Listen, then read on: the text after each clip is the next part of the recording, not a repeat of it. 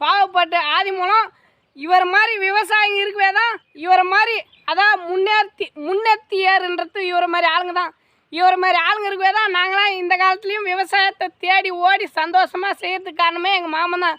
எங்கள் மாமா 2001 கரும்பு நட்டார். இன்னமும் அதை பராமரிப்பு பண்ணி பந்தோபஸ்து பண்ணி இன்னமும் வெட்டின்னு வராருங்க எங்கள் மாமா.